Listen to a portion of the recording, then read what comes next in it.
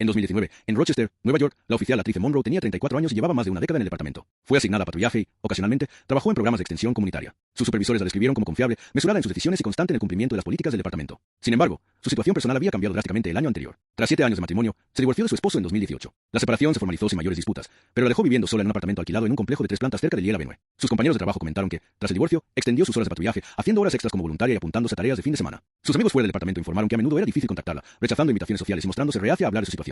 Casi un año después del divorcio, en el verano de 2019, Monroe conoció a Darius Boyd. Boyd tenía 35 años en ese momento y trabajaba como masajista terapéutico con licencia. Dirigía un pequeño estudio en el centro de Rochester, alquilando espacio en un edificio de oficinas compartido. Llevaba varios años con licencia en Nueva York y mantenía una clientela modesta pero constante. Los registros públicos muestran que no tenía antecedentes penales, ni deudas significativas presentadas en los tribunales, y residía solo en un apartamento de una habitación en East Main Street. Ambos se conocieron tras ser presentados por un conocido en común. Monroe comentó posteriormente a sus colegas que Boyd le parecía atento y tranquilo al conversar. A menudo enfatizaba el bienestar, la relajación y el equilibrio. Para Monroe, quien recientemente había superado el estrés del divorcio, la interacción fue bienvenida. A finales de 2019, comenzaron a verse regularmente. Los vecinos del complejo de apartamentos de Monroe observaron el coche de Boyd aparcado afuera los fines de semana, y los registros telefónicos posteriores confirmaron la frecuente comunicación diaria entre ambos. Su relación se mantuvo estable hasta los primeros meses de 2020. No fusionaron sus hogares, pero Boyd pasó largas temporadas en su apartamento. Antes de profundizar, cuéntanos en los comentarios desde donde lo estás viendo. Nos encantaría saber de ti. Y no olvides suscribirte para no perderte ninguno de nuestros próximos videos. Monroe reveló algunos detalles sobre sus compañeros de trabajo, describiéndolo como comprensivo y considerado. Tras años de tensión emocional, le expresó en privado a una amiga cercana que sentía que podía volver a confiar. Esta sensación de progreso se interrumpió en mayo de 2020, durante el examen médico anual del departamento de Monroe. El examen incluyó pruebas de laboratorio estándar. La enfermera de turno le informó que sus resultados arrojaron un indicador positivo de VIH. Monroe argumentó inicialmente que el resultado era erróneo.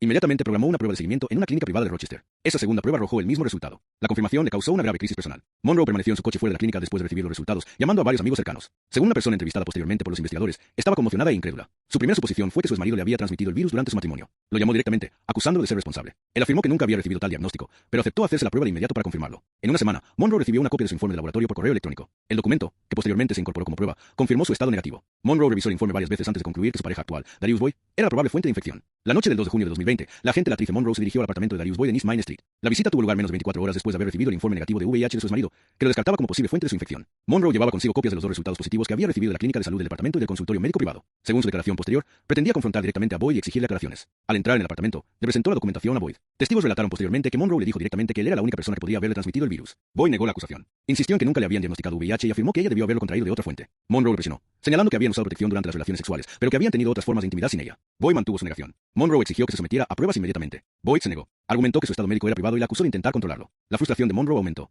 Salió del apartamento poco después y regresó a su propia casa. El intercambio no terminó la relación formalmente, pero la comunicación entre ambos disminuyó. Los registros de texto obtenidos posteriormente mediante una orden judicial mostraron que Monroe envió múltiples mensajes la semana siguiente, que iban desde exigencias de honestidad hasta acusaciones directas. Boyd no respondió a la mayoría de estos mensajes. A mediados de junio, Monroe buscó asistencia legal. A través de un abogado, presentó una petición ante el Tribunal de Familia del Condado de Monroe solicitando que Boyd fuera obligado a someterse a la prueba del VIH. La petición citaba su historial médico y su creencia de que Boyd había ocultado su estado a sabiendas. El 30 de junio, el tribunal revisó el asunto y concedió la orden por motivos de salud pública. Boyd recibió instrucciones de someterse a la prueba en un centro autorizado en un plazo de 10 días. A principios de julio, el resultado de la prueba confirmó que Boyd era VIH positivo. Durante los procedimientos civiles posteriores, se citó el historial médico de Boyd. Los registros de una clínica comunitaria de Rochester indicaban que Boyd había dado positivo por primera vez en 2018 y que le habían recetado antirretrovirales. Los registros de recetas mostraban múltiples resurtidos, pero también intervalos, lo que sugería una adherencia irregular. Estos hallazgos establecían que conocía su condición desde al menos 2 años antes de que comenzara su relación con Monroe. Monroe fue informado oficialmente del resultado de Boyd el 9 de julio de 2020. Según testimonios posteriores de amigos, parecía devastada. Un colega la describió como irascible, retraída y distraída. Los registros de asistente del departamento de policía confirmaron que comenzó a rechazar asignaciones comunitarias voluntarias y a evitar reuniones fuera de servicio. Los registros telefónicos también mostraron una drástica reducción en sus contactos con amigos no relacionados con el trabajo. En los días siguientes, Monroe revisó la cronología de su relación con Boyd y le expresó a una amiga cercana que se sentía engañada en todos los sentidos. Posteriormente, los investigadores documentaron que repasaba mentalmente los hechos repetidamente, intentando comprender cómo Boyd había ocultado el diagnóstico con consecuencias tan significativas. El 15 de julio de 2020, Monroe condujo hasta el complejo de apartamentos de Boyd y su departamento le asignó una camioneta Ford Explorer.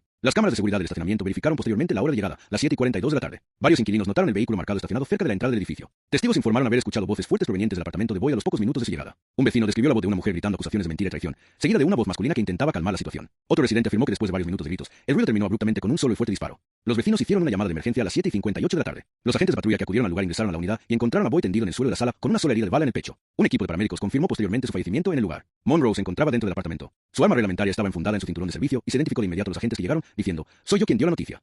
Mostró su placa y se entregó sin oponer resistencia. Fue detenida y trasladada a la comisaría para su procesamiento. Las pruebas de residuos de disparo realizadas esa misma noche confirmaron la presencia de residuos en sus manos, consistentes con un disparo reciente de su arma. El arma, una Glock calibre 40 asignada por el Departamento de Policía de Rochester, fue incautada como prueba. Los detectives Marcus y Jason Irena Carter, del Departamento de Policía de Rochester, fueron asignados a dirigir la investigación el 16 de julio de 2020. Ambos tenían experiencia previa en casos de homicidio, pero esta asignación implicaba una mayor sensibilidad debido a que el sospechoso era un agente en activo de su propio departamento. Por ello, también se notificó a la División de Asuntos Internos y se implementaron procedimientos de supervisión para garantizar un manejo imparcial. La escena del crimen ya había sido asegurada por agentes de patrulla la noche del incidente. Los técnicos de pruebas catalogaron el arma de servicio utilizada en el tiroteo, una Glock calibre 40, entregada al agente Monroe. La pistola se había disparado una vez. Balística confirmó posteriormente que la bala penetró en el pecho de Boyd a una distancia de menos de 1 metro. El proyectil se recuperó del interior de su cuerpo durante la autopsia, y las marcas balísticas coincidieron exactamente con el arma de Monroe. Las pruebas de residuos de disparo realizadas inmediatamente después del incidente confirmaron la presencia de residuos en las manos de Monroe, consistentes con disparos recientes. Monroe no proporcionó una declaración detallada esa noche. Invocó su derecho a la presencia de un abogado, pero reconoció ante los agentes que acudieron al lugar que había disparado su arma. Según el informe del arresto, les dijo que actuó después de meses de engaño. Los detectives Ellison y Carter comenzaron a registrar el complejo de apartamentos. Se entrevistó a varios vecinos. Un inquilino informó haber escuchado a una mujer gritar: "Me mentiste, me arruinaste",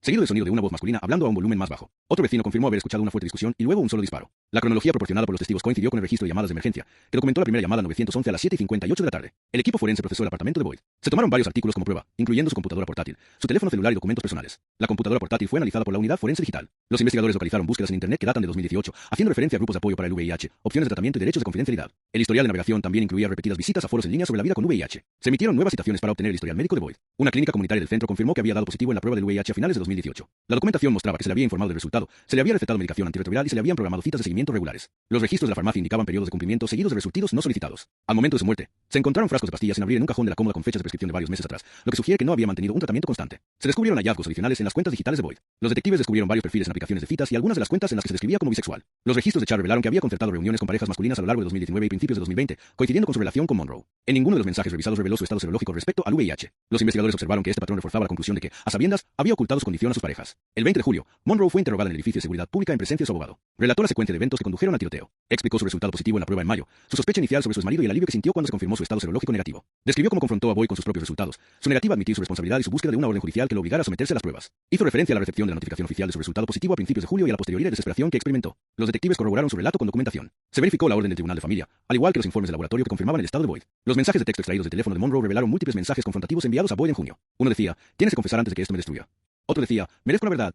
Boyd no había respondido a estos mensajes. Los investigadores recopilaron las pruebas en un expediente exhaustivo. La evidencia física estableció que Monroe le había disparado a Boyd a quemarropa. El testimonio de los vecinos confirmó la existencia de una discusión inmediatamente antes del disparo. La evidencia digital y los registros médicos confirmaron que Boyd conocía su condición desde 2018, la había ocultado y no había seguido tratamiento de forma constante. Los fiscales de la Fiscalía del Distrito del Condado de Monroe revisaron el expediente a finales de julio. El caso les presentó una doble realidad: un agente juramentado sin antecedentes disciplinarios que había contraído el VIH a través de una relación y una pareja fallecida que había ocultado su condición durante años. Aún así, el marco legal era claro. La ocultación de Boyd y la ira de Monroe no justificaban legalmente el uso de fuerza letal. El juicio de la agente Latrice Monroe comenzó en el Tribunal del Condado de Monroe el 8 de marzo de 2021. La jueza Patricia Callahan presidió el juicio. La sala del tribunal se encontraba bajo una estricta supervisión procesal.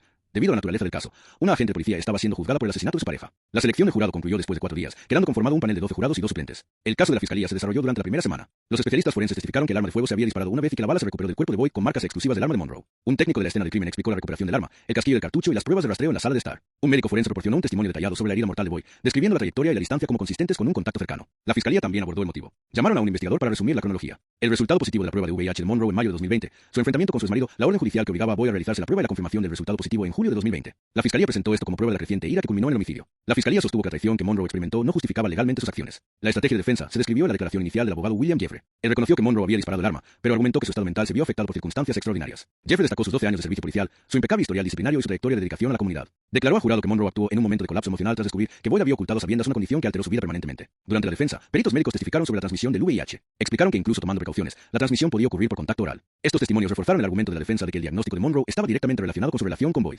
Esta evidencia, argumentó Jeff, establecía un patrón de ocultación deliberada. Describió la conducta de Boyd como una indiferencia temeraria por la salud de los demás. La defensa presentó a Monroe no como una asesina calculadora, sino como una persona abrumada por la certeza de la traición y el daño permanente. En el estrado, Monroe declaró: "Me miró a los ojos y me dijo que no le pasaba nada. Tenía pruebas de que lo sabía desde hacía años. Perdí la paciencia".